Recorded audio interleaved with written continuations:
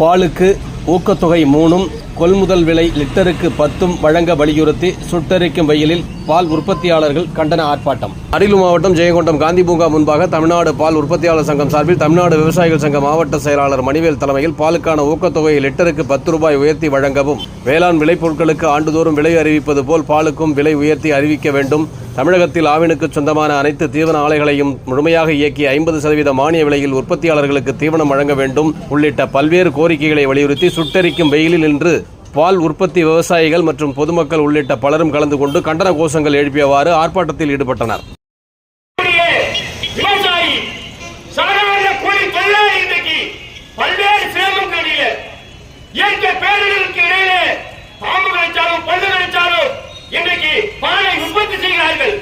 சாதாரண தண்ணீர் பாட்டில் 50 ரூபாய், 25 ரூபாய், 30 ரூபாய் என்று விற்கிறார்கள்.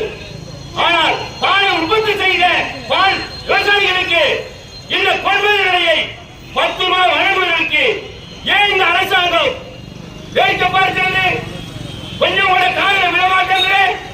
ஆகவே தமிழக அரசு தாய் உள்ளத்தோடு பால் உற்பத்தியாளர்களுக்கு ஊக்கத்தொகையை உயர்த்தி வழங்க வேண்டும். காரணம் இல்லாமல் உயர்த்தி வழங்க வேண்டும். கொள்முதல் விலையை உடனடியாக வழங்க வேண்டும். இதற்கான போராட்டத்தை பால் உற்பத்தியாளர்கள் நாங்கள் மாநிலம் முழுவதும் இந்த போராட்டத்தை நடத்தி வருகிறோம்.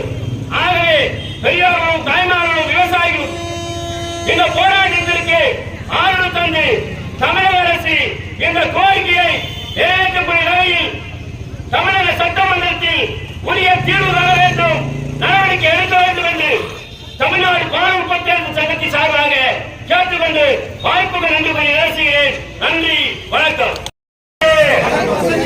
நிறுத்து, தடுத்து நிறுத்து. இரண்டு சங்க பணியாளர்களுக்கு சம்பள உயர்வு வழங்கிவிடு. பாதுகாப்போம், ஆவினை பாதுகாப்போம். விவசாயி சாதாரண கூலி தொழிலாளி இன்றைக்கு பல்வேறு சிரமங்களில் இயற்கை பேரிடர்களுக்கு இடையிலே பாம்பு கடிச்சாலும் பல்லு கடிச்சாலும் இன்றைக்கு பாலை உற்பத்தி செய்கிறார்கள். சாதாரண தண்ணீர் பாட்டில் 50 ரூபாய், 25 ரூபாய், 30 ரூபாய் என்று விற்கிறார்கள். ஆனால் பாலை உற்பத்தி செய்த பால் விவசாயிகளுக்கு இந்த கொள்முதல் விலையை 10 ரூபாய்